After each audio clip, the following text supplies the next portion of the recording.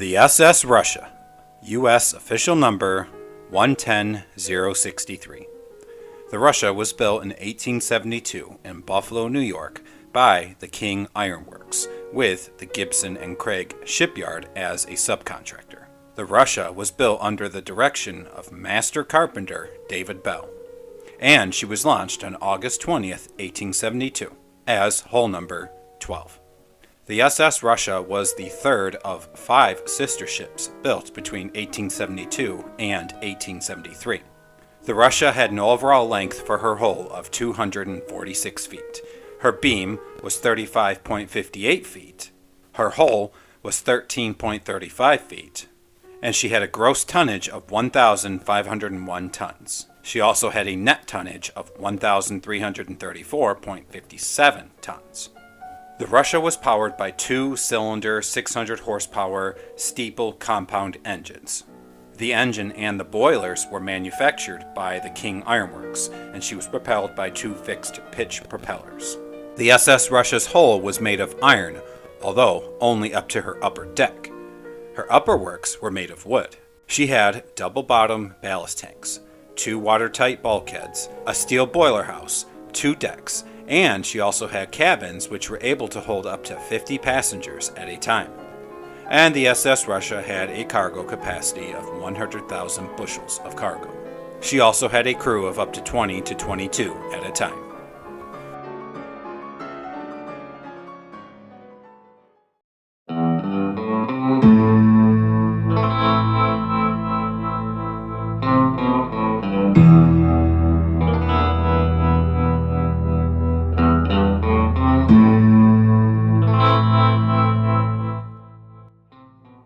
The SS Russia was built for Charles Ensing of Buffalo, New York, and she was operated as a part of the Holt and Ensing commercial line, also of Buffalo.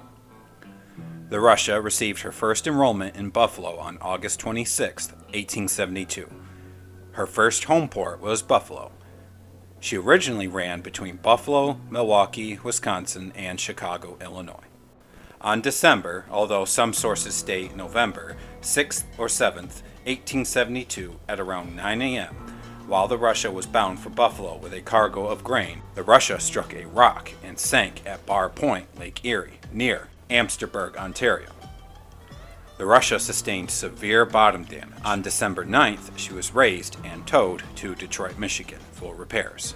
Again, in that same year of August, the Russia struck a boulder at Lime Kiln Crossing in the Detroit River near Amsterdam. The Russia was repaired for $9,070.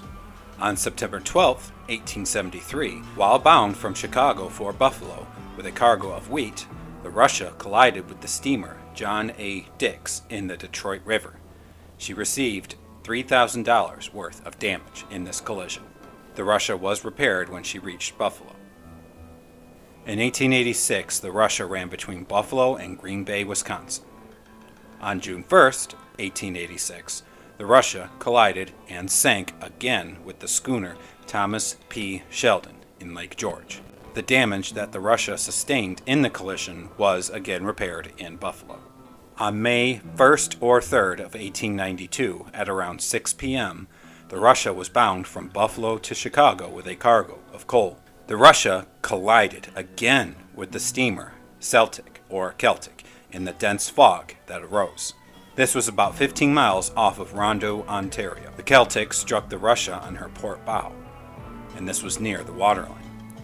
The Celtic sank in less than 10 minutes, taking one of her crew with her, of the 18 that were on board her. After rescuing the rest of the Celtic's crew, the Russia was beached to prevent her from sinking.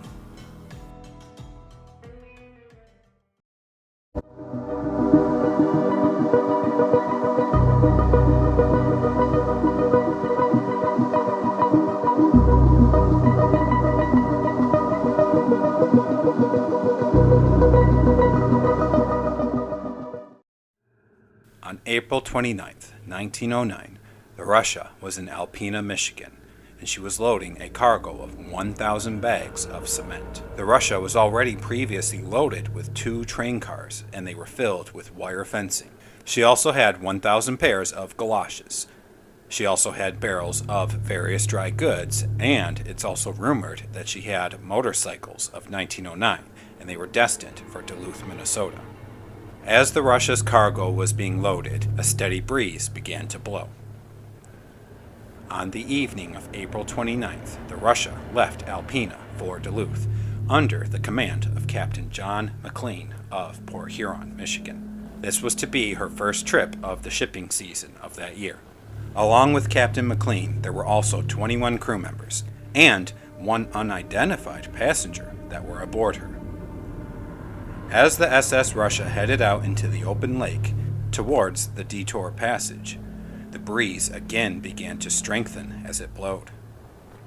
Around the time the Russia passed the middle island, the breeze grew significantly. Due to the gale and her heavy deck load, the Russia began to roll severely.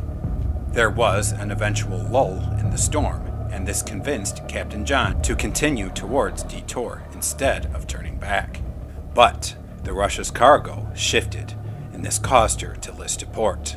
Captain McLean, in order to counter this list, the Russia's crew began moving the 64-pound bags of cement within her cargo hold. After about 2 hours of what Captain McLean described as back-breaking labor, she righted herself. But, unfortunately, the Russia suddenly rolled over to port and caught herself, and then rolled over to the starboard. The crew on the Russia once again tried to counter this list, but this time, after many unsuccessful efforts to counter this list, Captain McLean ordered the crew to begin throwing the bags of cement into Lake Huron. This also failed to right the list on the Russia. So then, Captain McLean gave the order to abandon her. This was on the early morning of April 30th. This next part is a bit confusing, or possibly just conflicting, although we may ultimately not know. A lot of sources report that the crew of 22 aboard the Russia made it safely aboard their life raft without loss of any crew members.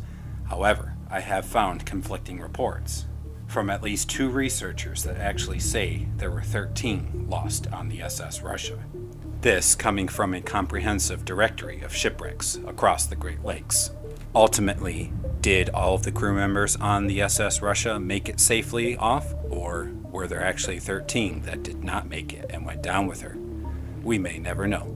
But, in the end, the crew that did make it on the lifeboats rowed for about 12 miles to the Detour Point Light.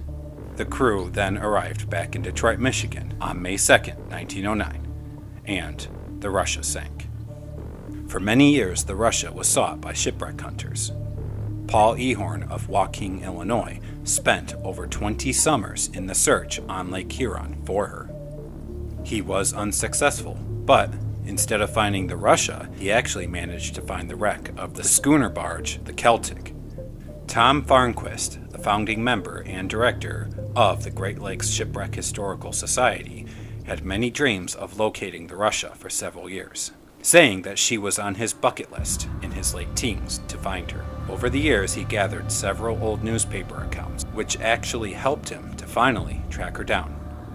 In the winter of 2018, possibly 2019, Tom Farnquist contacted veteran ship hunters Jerry Elizen and Ken Merriman. He requested their assistance in finding the Russia's wreck.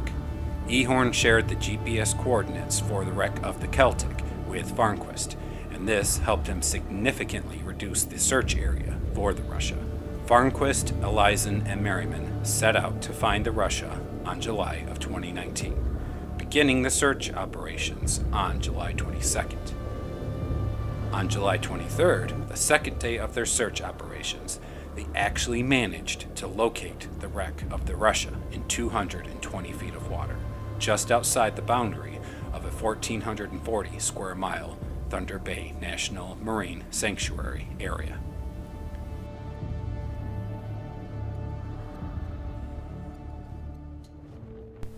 And that is the story of the SS Russia.